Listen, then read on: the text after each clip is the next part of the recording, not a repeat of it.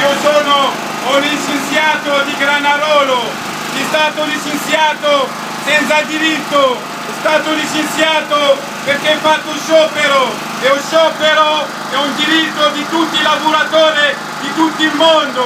Oggi noi siamo qui per protestare davanti a tutti, senza paura, senza vergogna, per parlare per i nostri diritti, anche la dignità di tutti i lavoratori. Granarolo!